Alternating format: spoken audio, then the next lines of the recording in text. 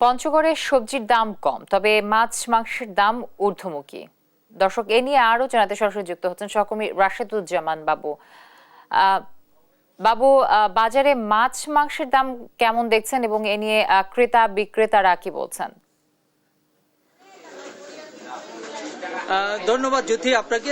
আসলে আপনি জানেন যে সবজির বাজার এবং শাকের বাজারে কিছুটা স্বস্তি মিললেও কিন্তু আসলে মাছ বলেন, মাংস বলেন, চাল বলেন এবং তেলের বলেন, এই বাজার কিন্তু এখনো কিন্তু অস্থিরতা। যদি সবচেয়ে বেশি কথা বলি যে আমি তেলের কথা, আজকে সকালে পঞ্চগড়ে বিভিন্ন হাট বাজারে খবর নিয়েছি, প্রতি কেজি তেল বিক্রি হচ্ছে কিন্তু ডাবল সেঞ্চুরিতে, অর্থাৎ 200 টাকার দরে কিন্তু প্রতি কেজি তেল বিক্রি হচ্ছে। এমনি করে কিন্তু আমরা চালের বাজারে খবর নিয়েছি, প্রত্যেকটি চাল কিন্তু 2 থেকে 5 টাকা পর্যন্ত বেড়েছে।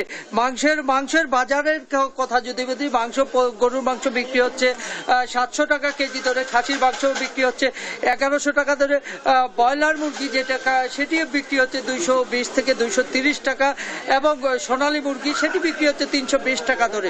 দেশি মুরগির কথা যদি বলি, সেটি বিক্রি হচ্ছে 480 থেকে 460 টাকা ধরে বিক্রি হচ্ছে। এমনি করে কিন্তু আসলে সাধারণ ক্রেতাদের হয়তো সবজি এবং শাকের ক্ষেত্রে কিছুটা স্বস্তি মিললেও কিন্তু আমরা দেখতে পাচ্ছি যে মাছ এবং মাংস, দুধ, ডিম এগুলোর ক্ষেত্রে কিন্তু আসলে দাম কিন্তু একেবারেই ক্রেতাদের নাগালের বাইরে চলে গেছে। যেই কারণে কিন্তু আসলে আমিষের যে ঘাটতিটা সেটি কিন্তু বরাবরের মতোই এখনো কিন্তু থেকে আছে আর কি রয়েছে। আমরা যদি বলতে চাই যে পঞ্চগড়ের বাজারে আসলে নিয়মিত বাজার মনিটরিং না হওয়ার কারণেই আমরা দেখেছি যে আসলে ব্যবসায়ীরা বিশেষ করে মাছ এবং মাংস এবং তেল থেকে শুরু করে সব জিনিসের ঊর্ধ্বগতি।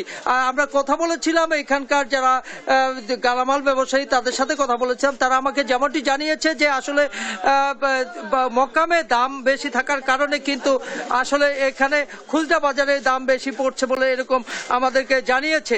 অর্থাৎ যতই সময় যাচ্ছে ততই সবজির বাজারে কিছুটা স্বস্তি বললো। এদিকে আমরা আলু ব্যবসায়ীদের সাথে কথা বলেছিলাম, বলতে আলু ব্যবসায়ীরা আমাকে যেমনটি জানিয়েছে যে আলুর বাজারে কিছুটা স্বস্তি। এদিকে কৃষকেরা আমাকে যেমনটি জানিয়েছে যে আসলে আলুতে এবার প্রচুর লোকসানে গুনতে হবে বলে এরকম জানিয়েছে। এবং ক্রেতারা বলছে যে আসলে সবজির মতো যদি মাছ, মাংস, চাল এবং তেলের যদি মনিটরিং থাকে সরকারের, তাহলে এই বাজার কিন্তু একটা স্থিতিশীল পর্যায়ে থাকবে। এই ছিল পঞ্চগড় থেকে আমার কাছে সর্বশেষ সংবাদ। জ্যোতি। সহকর্মী রাশেদুজ্জামান বাবু যুক্ত ছিলেন পঞ্চগড় থেকে।